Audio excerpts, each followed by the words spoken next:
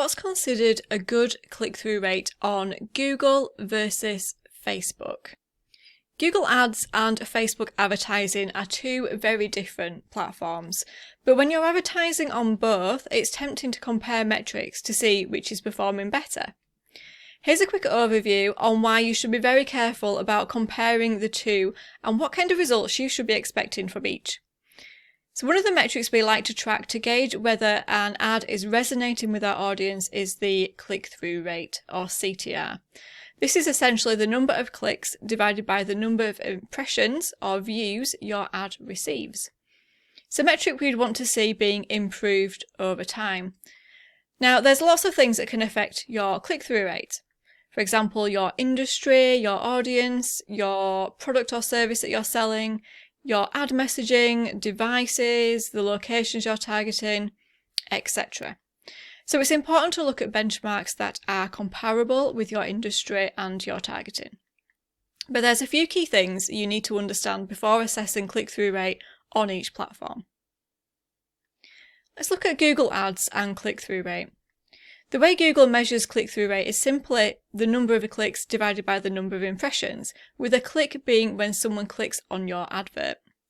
In most cases, this click will result in a visit to your website if you're running search, display or shopping campaigns.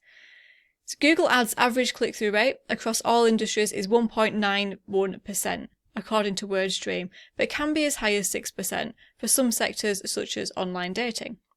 That said, we've worked on accounts with a 10% average click-through rate, so don't settle on 1.91%, thinking that's your benchmark.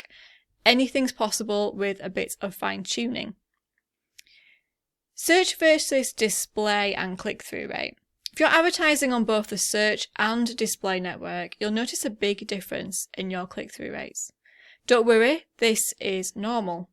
We'd expect to see the click-through rate on the search network considerably higher than campaigns on the display network. This is usually down to the fact that display campaigns are essentially banner ads that appear on other websites. They're not linked to an active search for a product or service. They can be shown at any time to your audience whilst they're browsing the internet, so there's a good chance that they'll get ignored. Search campaigns, on the other hand, only appear when someone is actively searching for your product or service, so you know when they're interested in what your ad is offering, increasing the chances of a click. We'd always expect click-through rate on search campaigns to be above 1%, but that can often be difficult to achieve on a display campaign, and the same with shopping campaigns too. Let's look at Facebook ads and click-through rate. According to WordStream, the average click-through rate across all industries is 0.9%, so considerably lower than Google Ads. So why is this? Well, there's a few reasons, but the nature of the platform and the targeting have a lot to do with it. Facebook isn't a search engine. Its job is to connect people and communities. So adverts are not what users are looking for. In fact, your advert is likely to be getting in the way of what they were doing on Facebook in the first place. So responses to ads can be poor compared to Google Ads. Another key thing to be aware of with Facebook is its definition of a click.